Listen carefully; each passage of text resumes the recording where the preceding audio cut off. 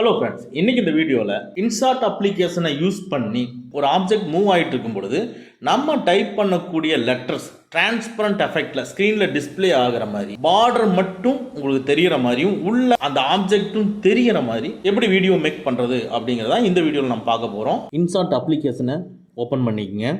இதில் ஃபோட்டோவை கிளிக் பண்ணிக்கங்க. இதில் நியூ கிளிக் பண்ணிக்கங்க. இதில் பிளாங்கை கிளிக் பண்ணிக்கங்க. இப்போ கேன்வாஸை கிளிக் பண்ணிவிட்டு எந்த சைஸில் உங்களுக்கு வேணுமோ ஸ்க்ரீனு அந்த சைஸை சூஸ் பண்ணிங்க. நான் 9/16 சூஸ் பண்ணிவிட்டு பேக்ரவுண்டை கிளிக் பண்ணி அதோட கலர் வந்து ஒயிட்டில் இருக்கிறத பிளாக்காக சேஞ்ச் பண்ணிக்கிறேன்.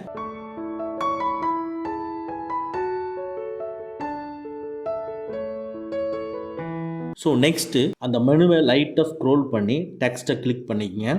இந்த டெக்ஸ்ட்டில் நீங்கள் ஆட் பண்ணுற வீடியோவில் எந்த நேம் வேணுமோ அந்த நேமை நீங்கள் டைப் பண்ணிக்கங்க. நேமை டைப் பண்ணிவிட்டு அப்படியே என்லார்ஜ் பண்ணிக்கங்க. அந்த ஸ்க்ரீன் ஃபுல்லாக வச்சுக்கோங்க.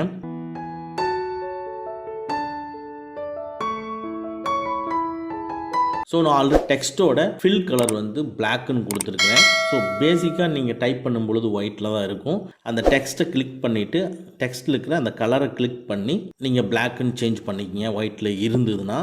அதுக்கு அடுத்தது பார்டருக்கு பார்டரை கிளிக் பண்ணிவிட்டு அதை பிளாக்கில் இது இருந்ததுன்னா ஒயிட்டில் மாற்றிக்கிங்க.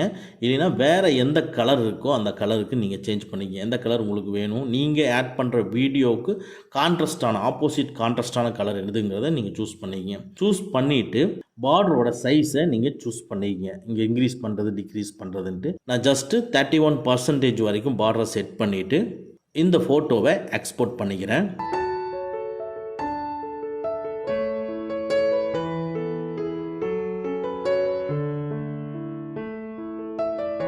இதுலேருந்து டோட்டலாக வெளியே வந்துட்டு இன்சார்ட் அப்ளிகேஷனுக்குள்ளே போய் வீடியோவை கிளிக் பண்ணி நியூவை கிளிக் பண்ணி அந்த வீடியோவை நீங்கள் செலக்ட் பண்ணிக்கங்க.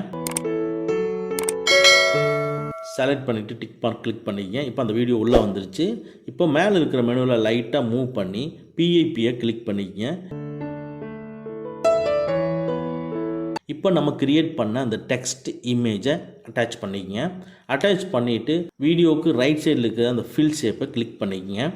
ஆட்டோமேட்டிக்காக ஹோல் ஸ்க்ரீன் ஃபுல்லாக வந்துடும். நெக்ஸ்ட்டு இப்போ அந்த டெக்ஸ்ட்டை செலக்ட் பண்ணிவிட்டு அந்த மெனுவை மூவ் பண்ணி பிளண்டை கிளிக் பண்ணுங்கள். கிளிக் பண்ணிவிட்டு இதில் ஸ்க்ரீன் ஆர் லைட்டன் ரெண்டில் ஏதோ ஒன்று கொடுத்துங்க.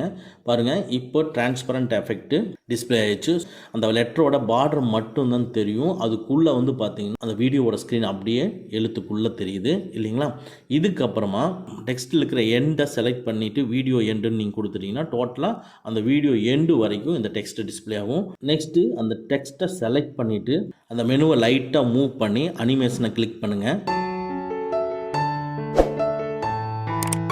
இதில் இன் அவுட் காம்போ லூப்புன்னு இருக்கு. நான் காம்போவை செலக்ட் பண்ணுறேன். இதில் உங்களுக்கு எந்த ஸ்டைல் வேணுமோ அந்த ஸ்டைலை செலக்ட் பண்ணிக்கங்க. நான் ஒவ்வொன்றா செலக்ட் பண்ணி பார்த்துட்டு இந்த ஸ்டைலை சூஸ் பண்ணிக்கிறேன். சூஸ் பண்ணிவிட்டு இந்த வீடியோக்குள்ளே பாருங்கள் டியூரேஷன், அதாவது டைம் டியூரேஷன் உங்களுக்கு டிஸ்பிளே ஆகும். இது லெஸ் ஆர் இன்க்ரீஸ் பண்ணினீங்கன்னா உங்களுக்கு ரொம்ப நேரம் ஸ்லோ எஃபெக்டில் வரும். ஸோ அந்த எஃபெக்ட் உங்களுக்கு நல்லாயிருக்கும். அதனால் இந்த டியூரேஷனை இன்னும் நல்ல லாங்காக இழுத்து விட்டுக்குங்க.